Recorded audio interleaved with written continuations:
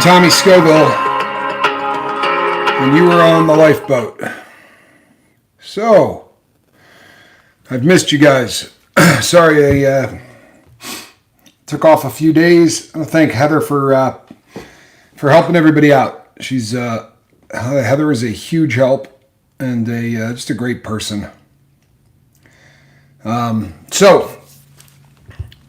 Just quickly, I'm getting a whole lot better. My headache was really persistent. It lasted for a lot longer than I've ever had a headache. And I know a lot of you are concerned, and I got a lot of really nice messages and a lot of suggestions about different things that I could try. Obviously, opiates are not an option, and pain medication, over-the-counter stuff is, I don't know, it's not great. Alan Ballantyne, good to see you. Franklin, good to see you. Let's see who else we got. Hey, Johnny. Conky Dong, Charlie Mullins, a.k.a. Heather Joy. Heather, good to see you. Thanks for your help. And Miss Hermit Hill, Kentucky, good to see you. Hey, Scott, glad you're here.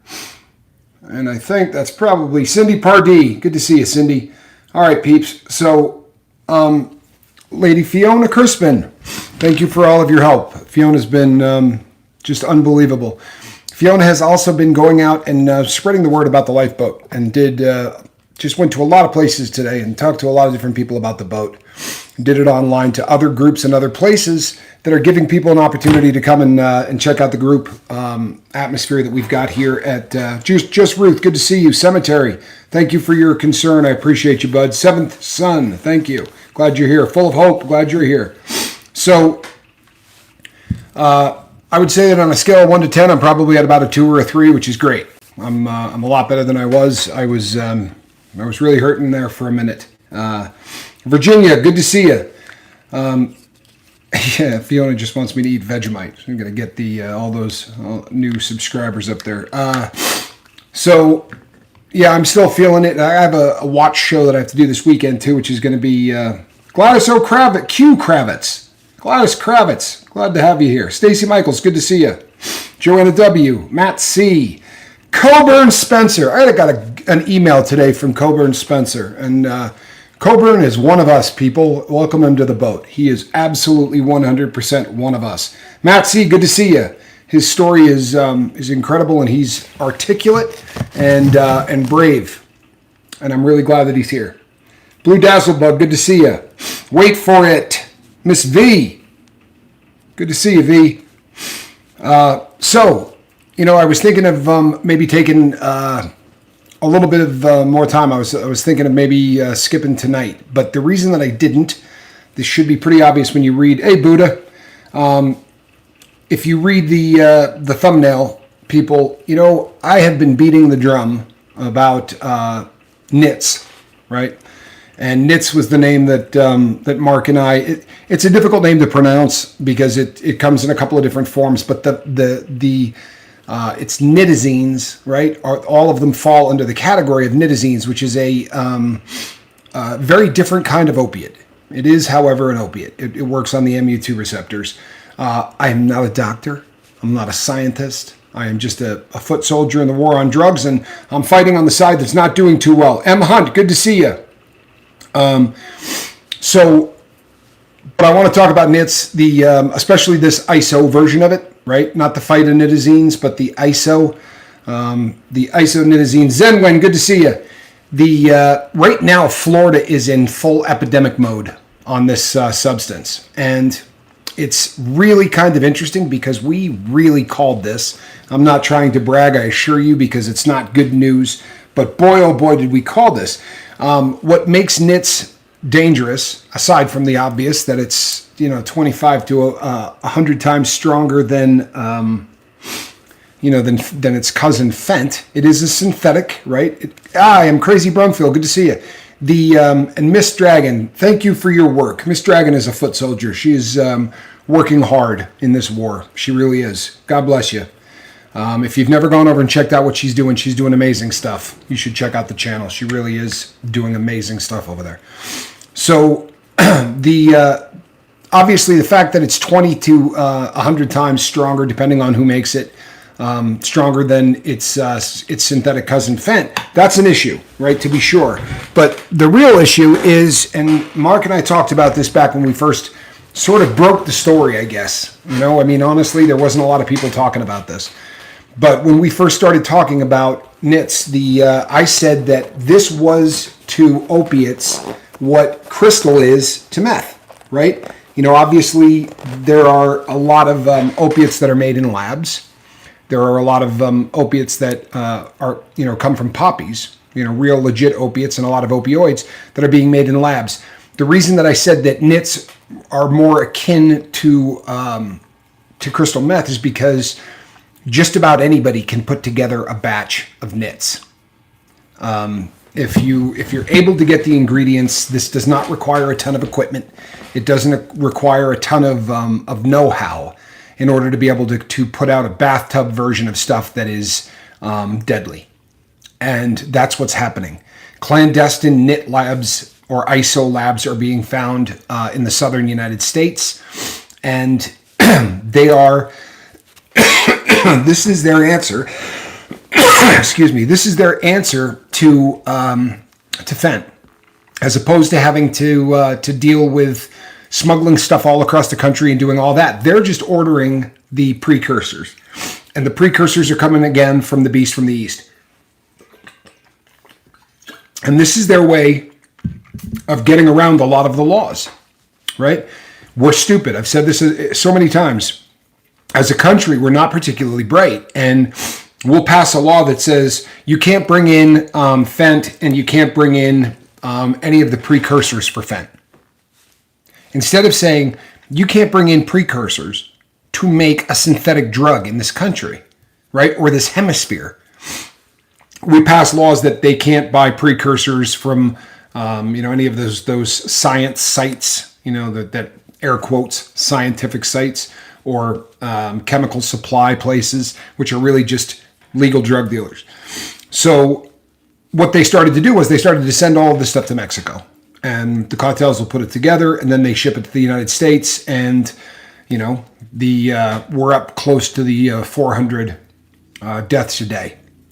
Well, buckle up, because now what's happening is Americans, right, who are the criminal element, are seeing an opportunity. The obviously the fastest growing drug in popularity in this country. Hey, I am the Noise Opera. Good to see you, brother. And thank you very much. Appreciate you.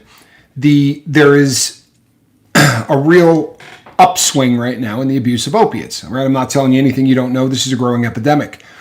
However, instead of these people getting involved in the trade by buying all kinds of this substance to go sling it, they're making their own. And sadly, we're right back to the same situation. How much of this stuff should we be putting in a pill? There have been some really notable overdoses on this stuff. One of the big one,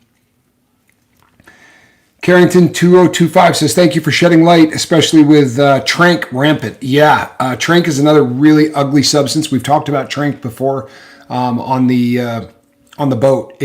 Trank is where they're taking an opiate that can kill you in one hit, and then they're adding another respiratory depressant to it, which is just a hopped up version, almost like a bathtub version of a benzodiazepine that's being made in Mexico.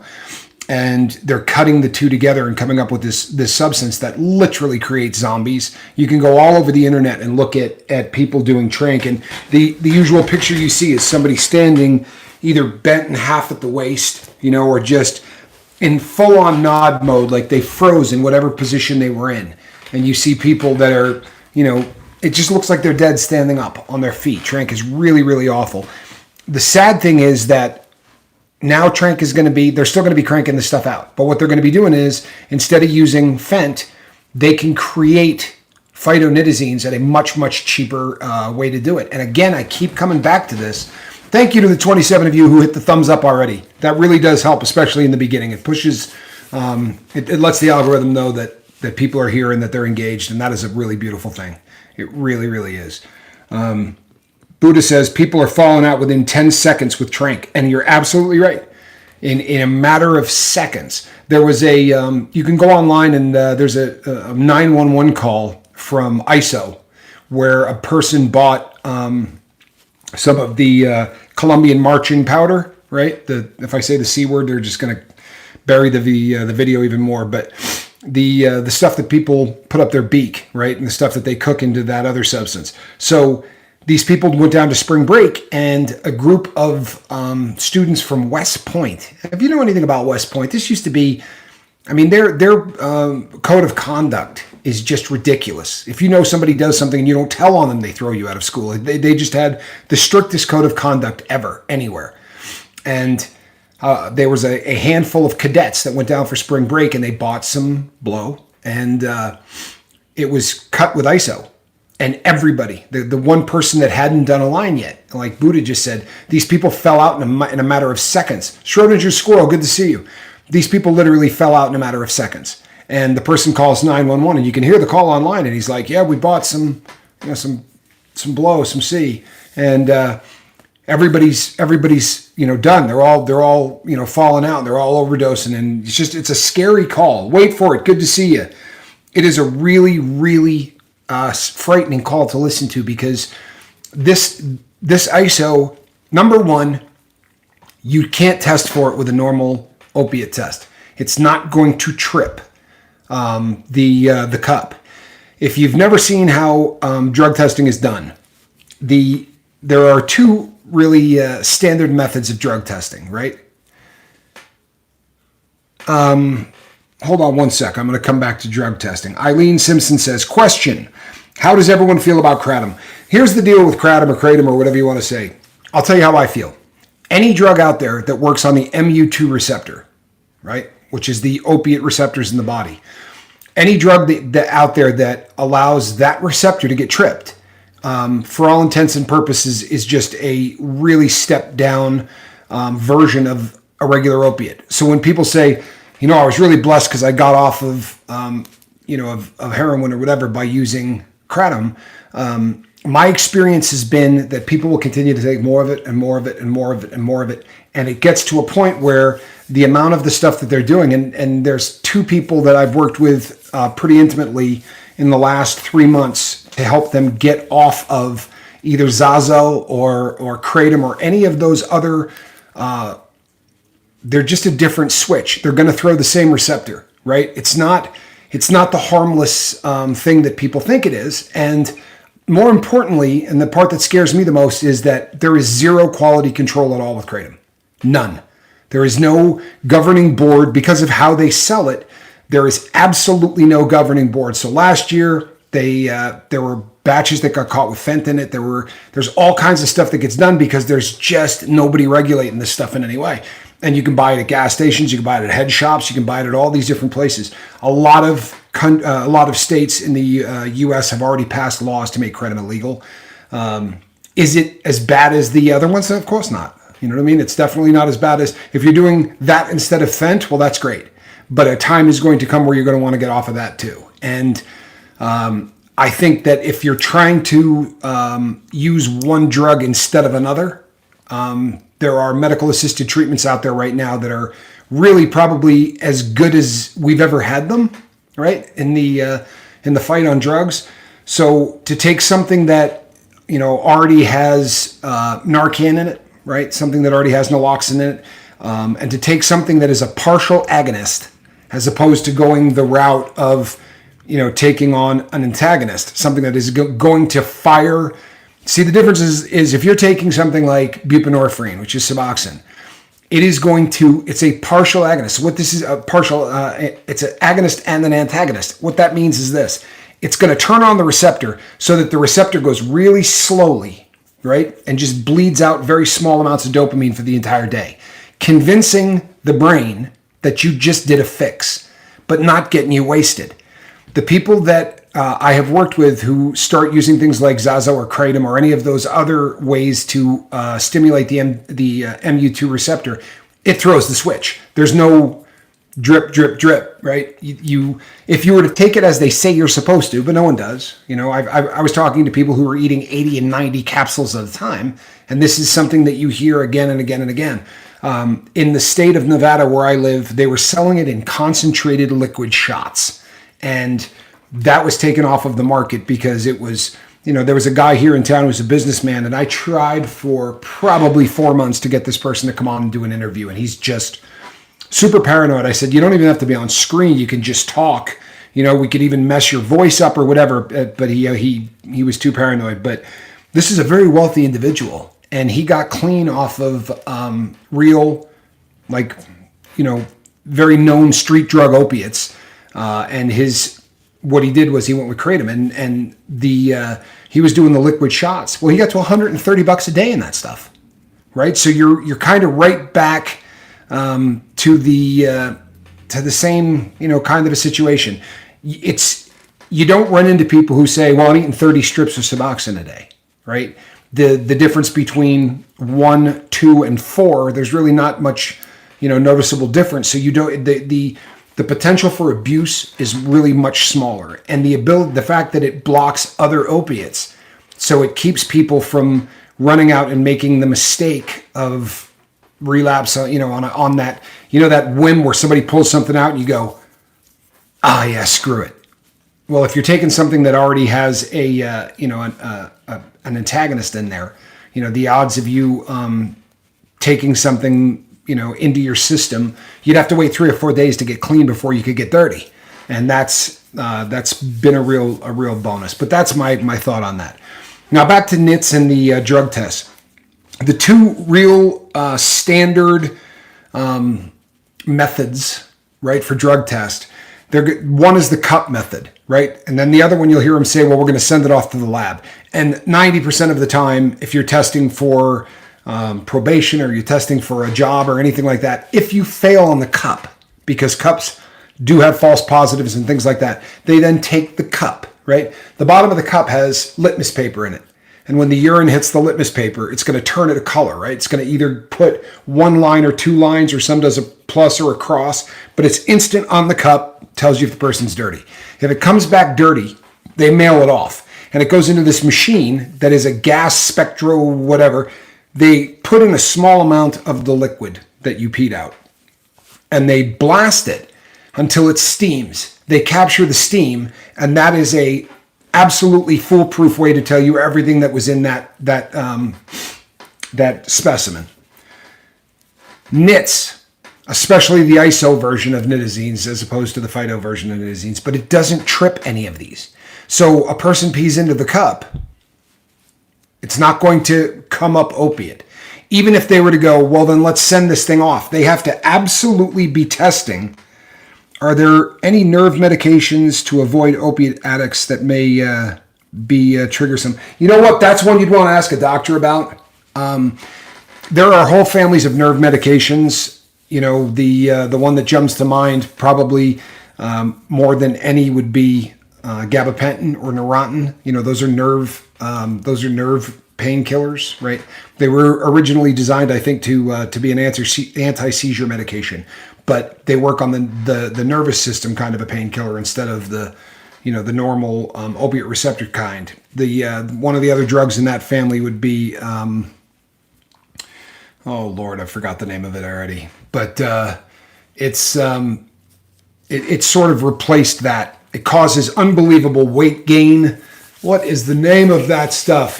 They use it for restless leg syndrome. There's a lot of different things like that. Gabapentin is abused by some people, aka Heather Joy. No question. They removed it from the formulary in the federal prison system because of how bad the abuse was. They used to call it prison smack, really. You know what I mean? Like legal, because usually they rate the prescriptions in 300 to 900 milligrams or whatever a day. Lyrica, thank you, Johnny. But people were eating 5,600, 6,500 milligrams a day. And there's definitely a feeling that is a narcotic kind of effect. I can tell you that before I got clean, I was abusing the crap out of it. That was something that I was doing in there. And I was taking a lot of it. There are some issues with gabapentin. I think it's probably a great drug when taken the way it's supposed to be, but there's a lot of people that abuse it. The other one is Lyrica. It's another one of those. So ISO isn't going to trip any of the drug tests. This is a real issue, because now you got people like truck drivers, you got people like, that are in occupations where you really can't afford the MU receptor to be on full blast, right, while you're doing what you're doing. But a truck driver can go in nodding out on ISO, pee in a cup, and look like they didn't do any drugs. That's an issue.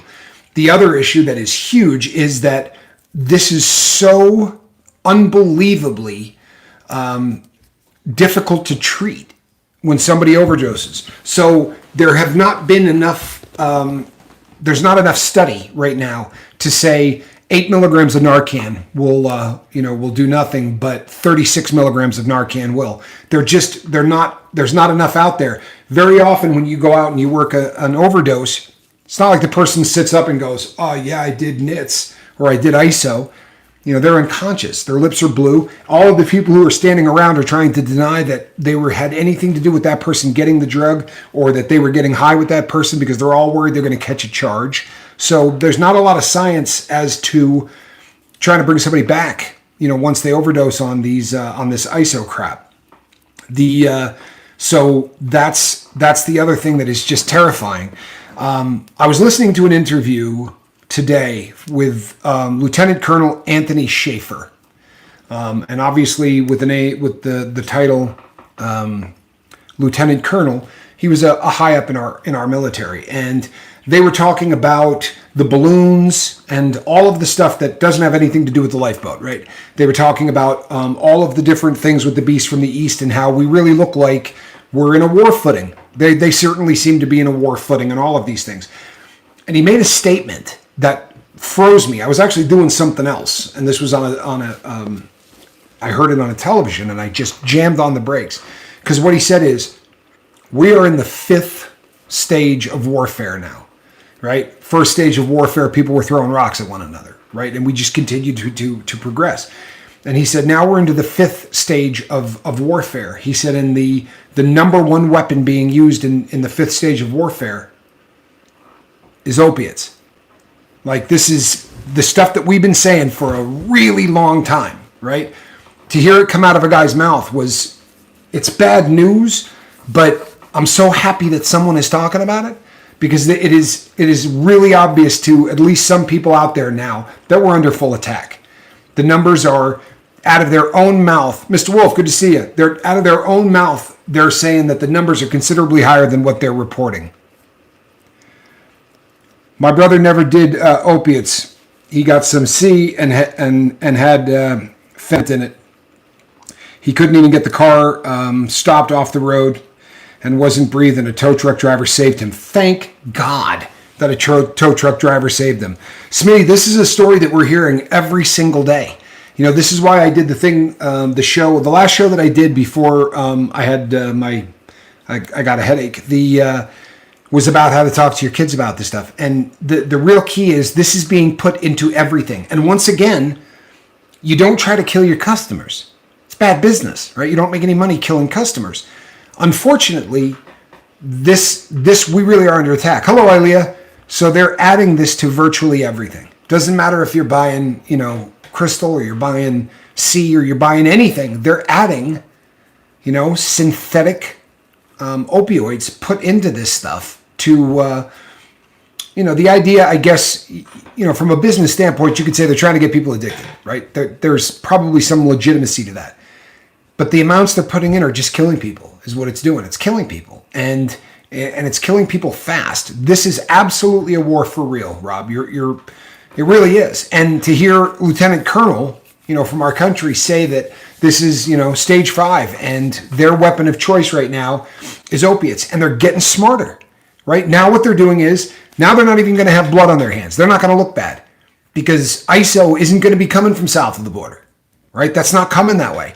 ISO is being made in our country. Now, the ingredients are coming from the beast from the east, but this is one of those situations where, if you remember, I know not everybody here has spent their life in the drug game, but I know a lot of you have. And you probably remember that period of time. Like, if you did dope for a long period of time, speed used to be made with propanol, right? It was a completely different substance than what's on the streets today. There was no ephedrine in it, right? There was none of that. It was P2P, and it was a completely different buzz. It was a completely different, everything about it was different. And in a lot of ways, it was much safer. Then they started to do the red, white, and blue cook, right? Which was red phosphorus, blue iodine, and ephedrine, which they were getting out of Sudafed and things like that.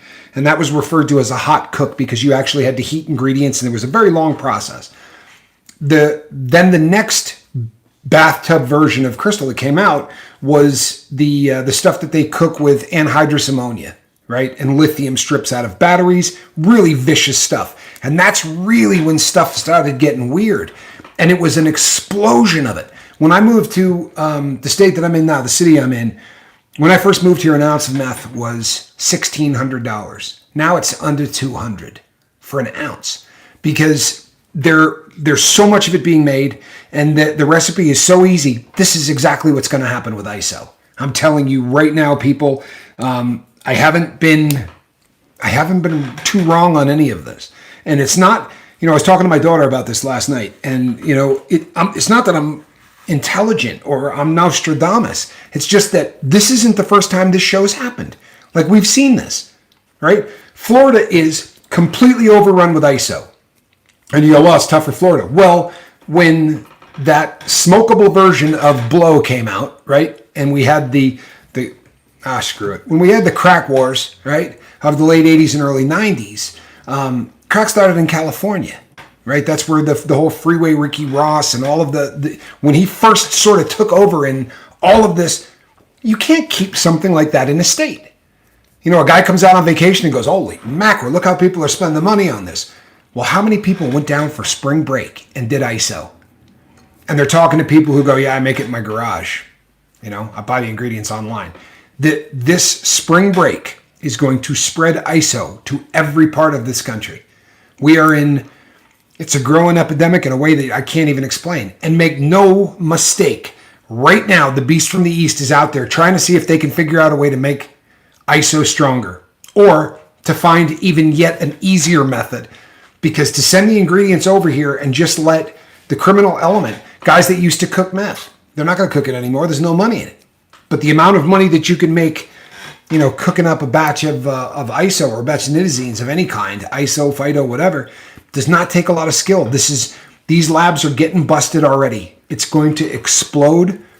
Again, I'm not trying to brag, but we just haven't been wrong yet. And I'm telling you that it's about to get really, really ugly.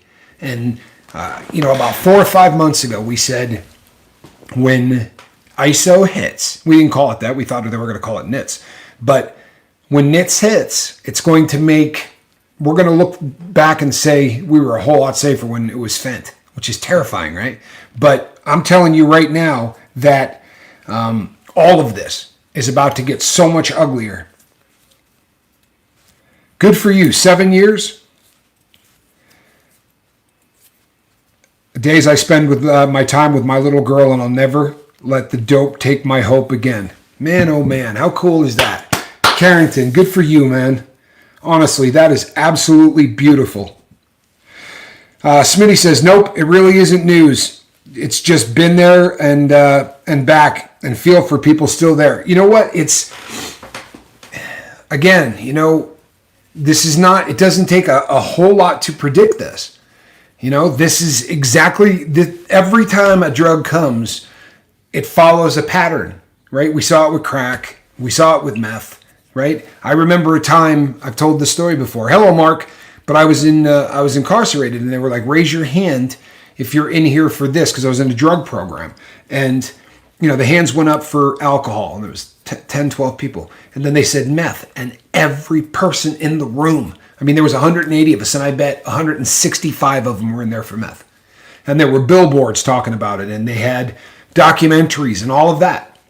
And the explosion happened so much that the money's not there anymore. Still a lot of people abusing meth, but there's such an unbelievable amount of it on the streets that, we just watched this. We watched it happen with crack. We watched it happen with meth. And the next one, people, the fact that you can make an opiate, manufacture one in your garage, this is a substance that is so addicting that it is, we're in deep trouble. We're in really, really deep trouble.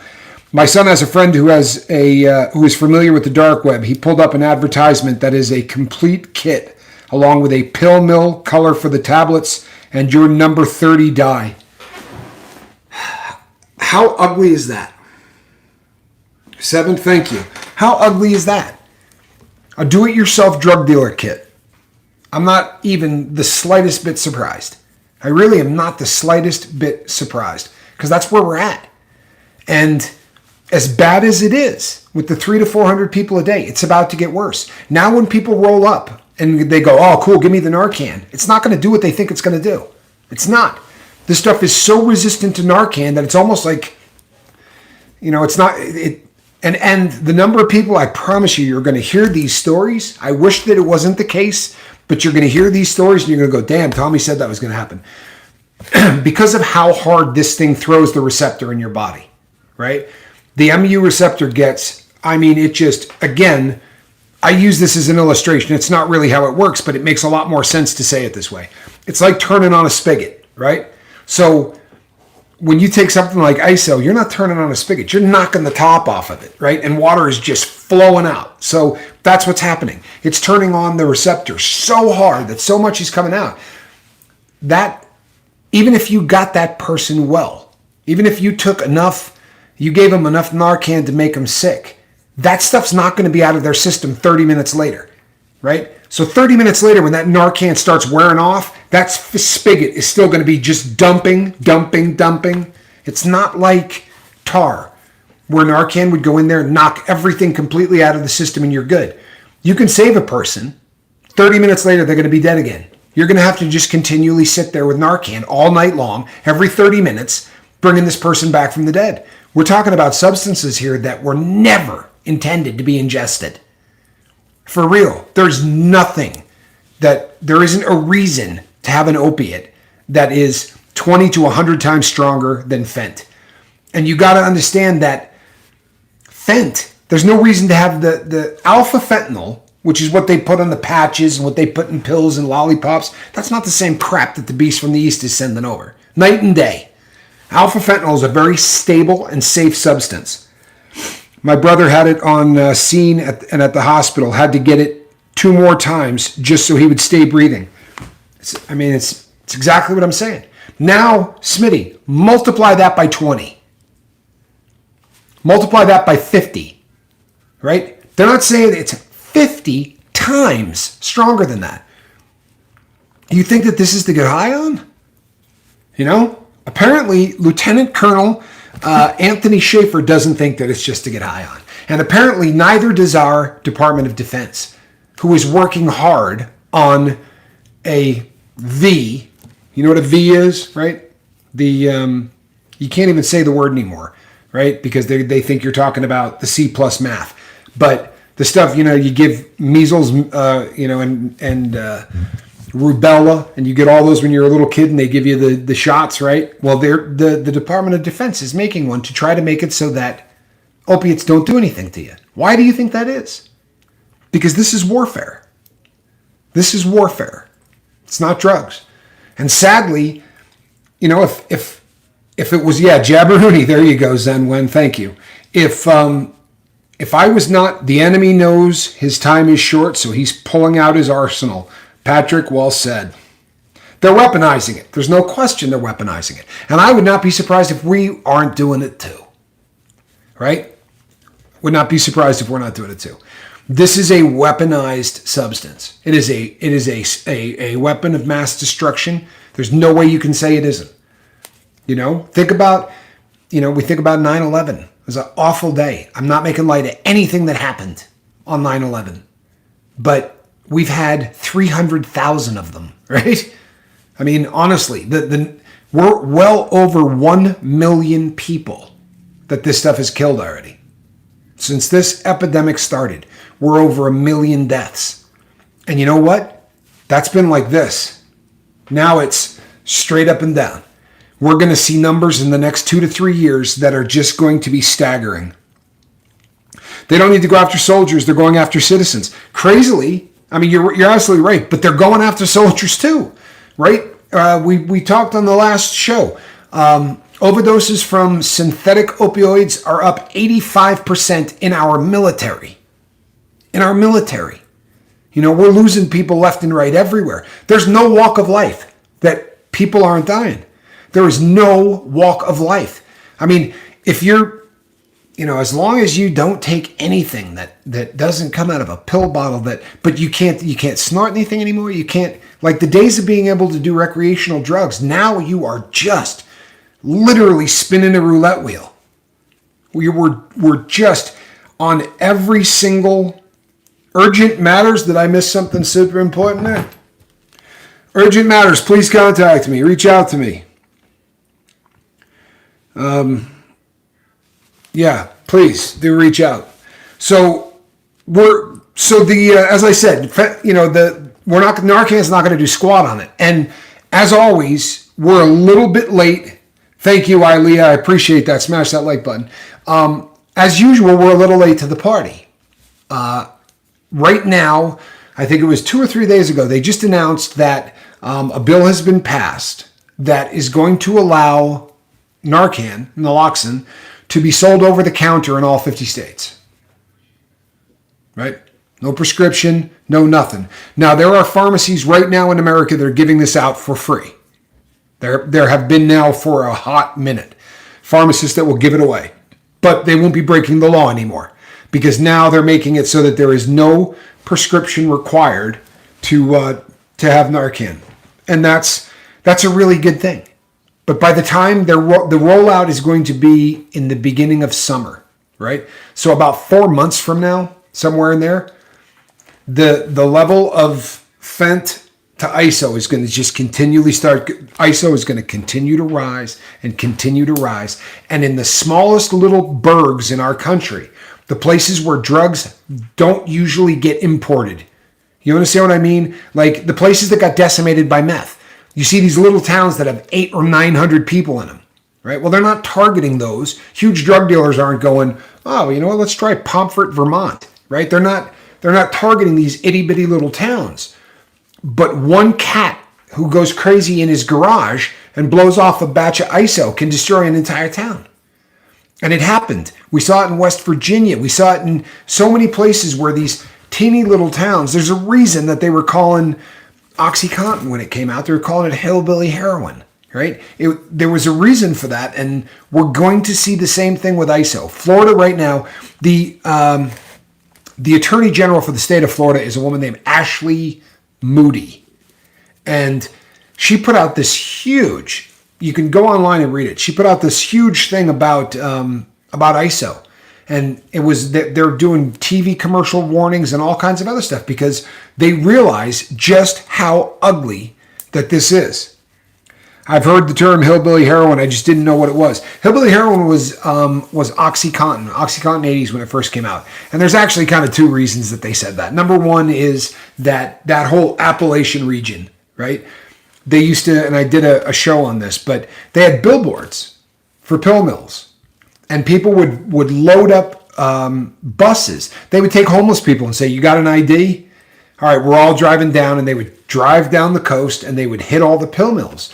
And they would pay the person to go in there with their ID because there were doctors that were writing 1,300 and 1,400 prescriptions a day, right? This is what started this whole damn epidemic. The Sackler family, great people. Go back and watch the video I did on the Sackler family because I talk about this at length. But one of the other reasons was when they did the double blind, they had people who just did really abusive sports that they were testing the time-released version of oxycodone, which is Percocet. They were doing a double blind. So they had, I think it was motocross riders, the people that did rodeos like bronc and bull riders, and then skiers, believe it or not. But the only people that got the dope was, because it's in a double blind, 2 are going to get placebo, 1's going to get the real deal. It was the cowboys, the guys that were riding bulls, and every one of them got addicted. It was just, the OxyContin was not a great idea. My husband was given a prescription of hillbilly heroin after surgery, right? I mean, they were writing prescriptions. I was telling somebody the other day about this. You can't do anything. You really can't. Even when you hear about the huge lawsuits and all of the money that these people won, no one's getting paid, right? The politicians are all on the take. I mean, nobody pays off politicians like Big Pharma. The Sackler family alone were paying billions. So those lawsuits are all fake. Florida trip. I know so many people who made those trips. Absolutely they did. And as soon as you got across the border in Florida, when you crossed that Florida-Alabama state line, there was one after another. Every single strip mall had a pill mill in it. And there would be people sitting in the parking lot smoking cigarettes with a 40-ounce beer. There was nothing medical about it at all. It was absolutely an assembly line. They had drive-thrus. And to make matters worse, half of those pill mills would fill the prescription on the spot, which wasn't even legal, right? There was literally there's a reason that the doctor is not supposed to be able to hand you stuff, but they would have a wall this thin between the pharmacy and the doctor. And the pharmacy that's all they had in there was oxys, and every other thing that the pill mill was selling. Like you could go down and get your oxys and your Xanax, which is just incredible, right? It is sad, Joanna W. I refused fentanyl before my neck surgery. I did not like how it made me feel. You know what? I respect that. And there's a lot of people. Mark says I lived through the hillbilly heroin epidemic. I did too.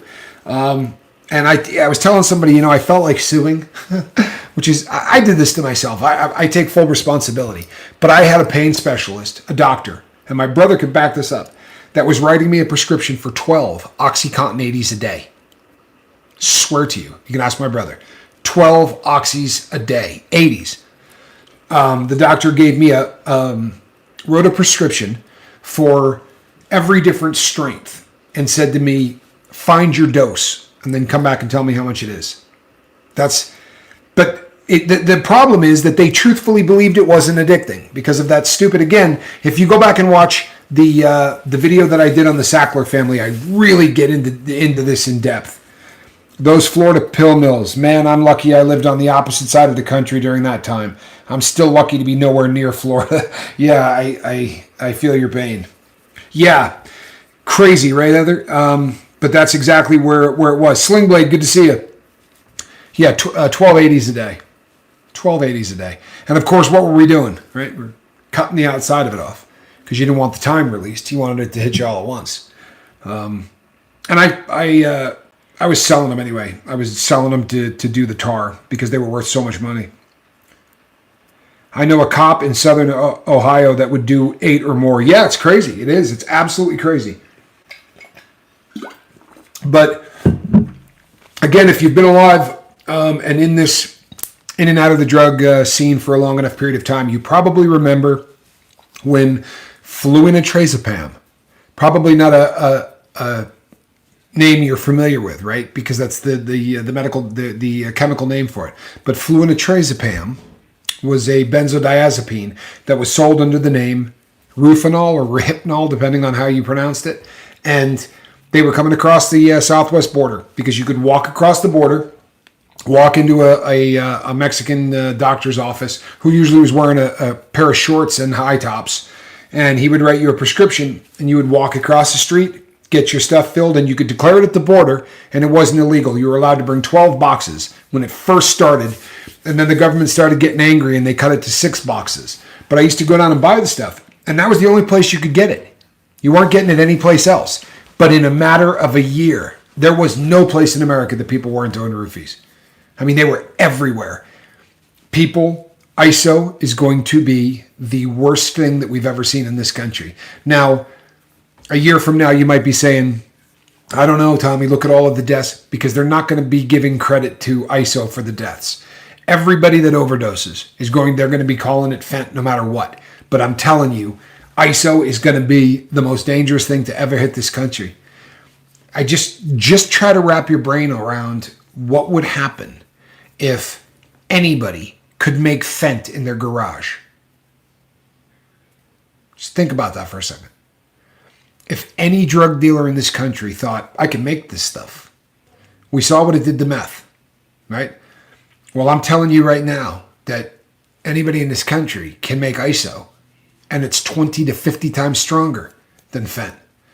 People, this epidemic is going to get so ugly. So again, what I said on the last show, just start concentrating on saving your own. Just start concentrating on saving the people that you love. And then the bigger picture is that in a couple of years, my ex wanted to make meth in our kitchen. Oh, lovely. I assume that he wasn't blowing off. He was going to do the shake and bake method and all of that. That's dirty, dirty, dirty stuff. Just disgusting stuff.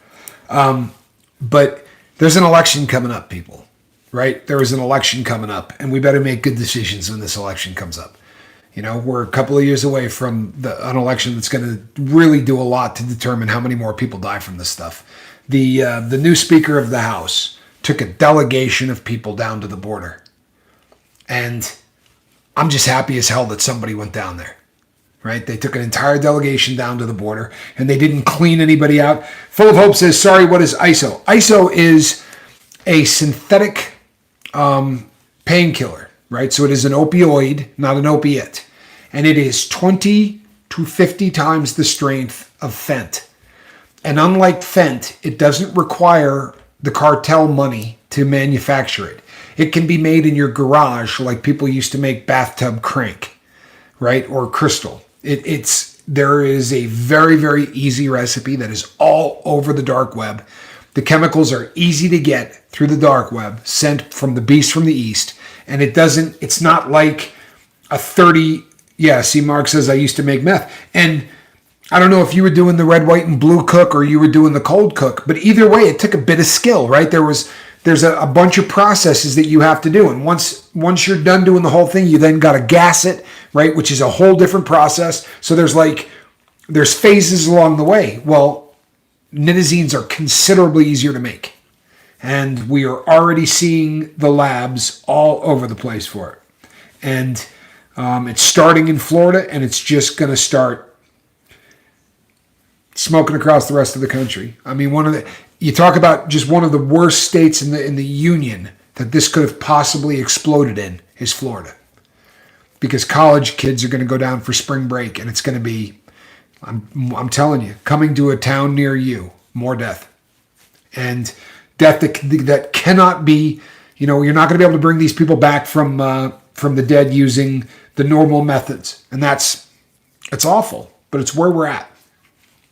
It is absolutely where we're at. And there are people in our government right now that are trying. You just got to start paying attention, because there are people in our government now that are actually making an effort. Yes, the gassing was pretty rough. It smells bad, terrible, everything about it. We have to... You have to actually start looking at who's doing what. And you have to make these people... stand up, right? You got to make these people do something, because, if, let's just say hypothetically, right? Let's just say that hypothetically, the beast from the east had parked a boat off of, say, New York Harbor, right? Or off of the West Coast, somewhere up near the Pacific Northwest or Alaska or anywhere, right? Near Florida.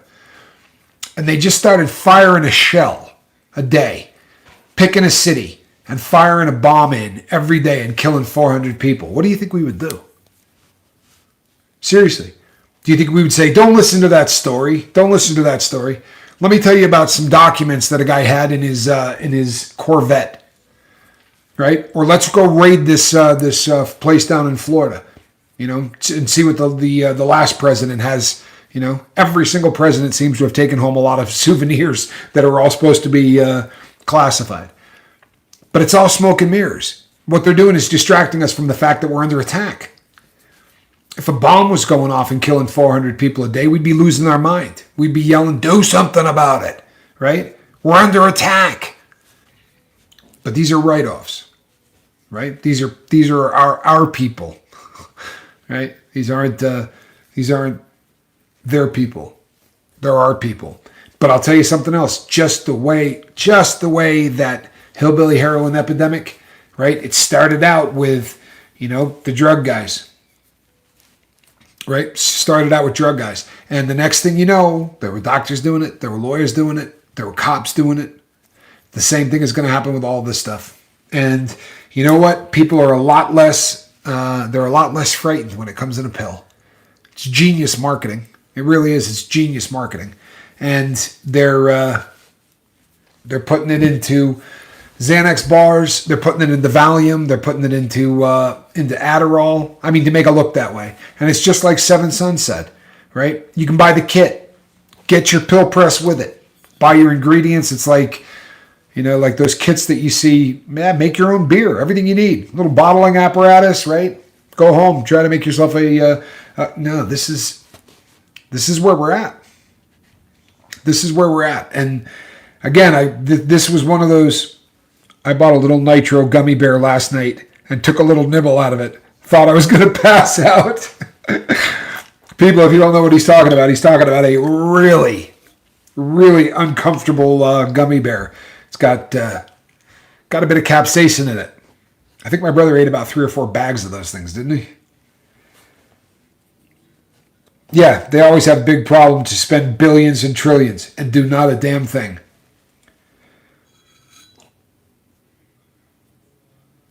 Mine stole my bank card out of my wallet and stuck it in a tub of butter. You know what?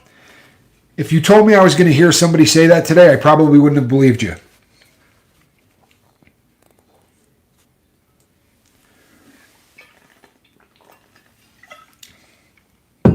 So the takeaway, people, is this. Number one, do what you can to get some Narcan. Honestly, I know that if you Google what pharmacies are giving it away for free, they will absolutely... Oh, okay. They will absolutely... That makes a lot more sense. There are a lot of pharmacies that will absolutely hand it to you. If there's a needle exchange program in your town, they give it away free at every needle exchange program that I know of. Get some Narcan. Have it in your car. Have it around. Like our friend was saying, if it wasn't for a tow truck driver, right, his brother would be dead. You will have an opportunity to save somebody's life in the very near future. And I just, I hope we all have a little Narcan on hand. Starting in the summer, you're going to be able to buy it. I've done so many stupid things on drugs. I would tear things up and swear someone else did it. Yeah, you know something? I know that I've told the story on here at least once, but I robbed a drug dealer, and I got a lot of drugs, and it was tar, and they were in balls. They were huge. And getting really paranoid because of how much of it I had, I stashed some of it, and I couldn't find it.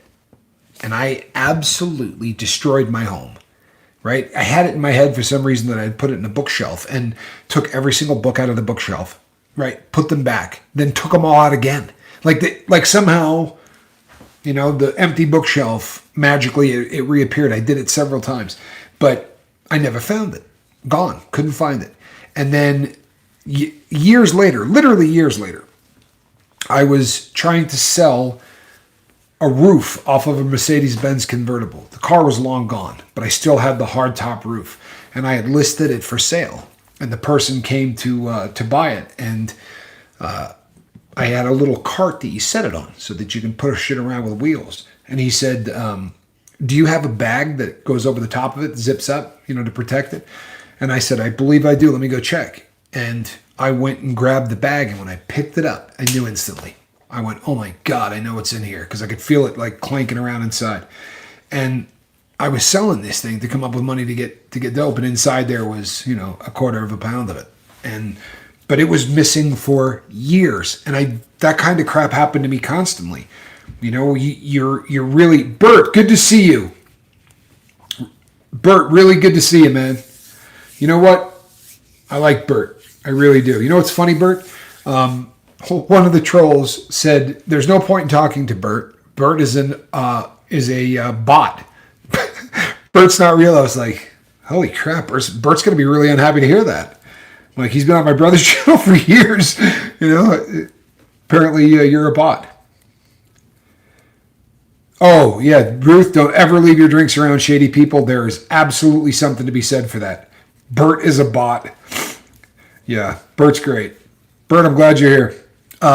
Yeah, you know what? That's another takeaway, and I'm glad that somebody just said that. There are going to be people absolutely putting stuff in drinks. There's good the potential abuse of this substance is far greater than I think I can wrap my brain around. I know it's far greater than most people can wrap their brain around. We're on the precipice of something really, really ugly in this country. And sadly, both sides of the aisle are coming up really, really short doing anything about it. You know? Really. That's God saving your life, buddy. It's happened so many times. I've lost count and found, like, you know what?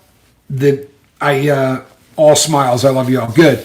The number of, I had this conversation with somebody the other day. And if you're not a believer, you could just talk about how lucky I am or whatever. But the number of times that I know God literally intervened and saved my life, it's just absolutely amazing. There's been a million of them. There's been an absolute million of them. The biggest one that I can remember ever was a group of people that overdosed. There was 8 people in the course of about a 4-hour period of time that all overdosed. And I was Eileen Simpson. I'm glad you're here. I was in the group of people. We were all going somewhere, and it was one of those situations where by the time everybody had taken off, they were heading toward Tahoe to do it. And there was a Honda CRX and 5 guys, right? And I'm 6'2" and 230 pounds, right? And I was the guy that basically they just said, you know what? It's not gonna, there's no room. And I was not happy. And one of the guys in the car said, I said, man, I'm gonna get sick because of this. I said, I'll kill one of you, right? You're taking me up there to get well. And one of the guys in the car said, I got 4 bags, you can have them. That guy gave me 4 bags. They drove up there, and every one of them overdosed. And they didn't all die, but every one of them overdosed. And with the amount that I did, I was the guy that did 4 times what everybody else there did. It would have been the end of me. And there has just been so many. I've got lightning bugs in the case behind me. I do. That is a 24 watch winder. And those lights are telling me that the watches are ready to go like this and get wound. That's what that is. The automatic watch movements. You understand? But it does look like I have lightning bugs back there. And you can't say lightning bugs because then Lady Fiona Crispin, here's the thing about lightning bugs. And she'll get wildly nostalgic and start begging for the whole lightning bug things. Hi to everyone I'm going to miss before the live stream is over. Vicky Brook, that's awesome. That really is. That's awesome. Charlie Mullins, you know what? Charlie's a stone cold beast. There have been few people on this planet, relatives included, that have supported me in this channel the way that Charlie has from the very first day. You could count on one hand the number of videos that Charlie has not left a comment on. In fact, you could probably not find a video that Charlie has not commented on. He has just done everything he can to push this. And Johnny says, and Charlie is like that with Chase the Heat too. And you're right, he is. There's no question. But I love you, Charlie, and I love you're just really, really a solid supporter of what we're doing. And there are people, Charlie, who have found this channel because of the effort that you have put in. I promise you. You have done as much to help the algorithm of this channel as anybody on the planet. And there are people whose lives will get saved because of it. I'm not making that any bigger than it is. That's just a stone cold reality. I appreciate your efforts to no end. I am sorry that I have not answered the comments. I really do try to answer as many of them as I can, and I will get back onto that wagon, I promise you. It may not be tonight. Tonight I'm going to eat and try to get some sleep. I've been trying to get more liquid in me and everything else. I'm praying tomorrow morning, no headache at all. Everything will be back to normal, and I'll be doing the early morning one. I learned about you folks on Marf yesterday. Oh, awesome! And I bet you learned about us from Ilea, who is also a ridiculous supporter of this channel and is always promoting the lifeboat. To all of you, I really, really appreciate that. Well, welcome. I'm glad that you're here. And you know what? Yep, she said yes, sure did. I know it. She's Eileen is great. She really has supported the cause since the very first day she's come here, and I appreciate that to no end. Thank you, Stacy. And to you had important messages. I will be reading all of them. I promise you. I promise you, I will be reading all of them. I know that people were worried about the blood pressure. My blood pressure has never been better. It's been a freak show. It really has. Who did I just miss? Family Landscape Company. Thank you so much. He says game over, and it absolutely is game over. Marv shouted you out a few times on the show also. Yeah, you know what? Marv's great. And I really appreciate. Yeah, they've been very, very good to the lifeboat from day one as well. So people, if all goes well, and I'm praying that it does, I'll be back to going live on the 5s. How easy is that? That's going to be the new expression. We're going live on the 5s. I'm live at 5 o'clock in the morning. I'm live at 5 o'clock at night. So I'm just going live on the 5s. Much easier than all of that other speech.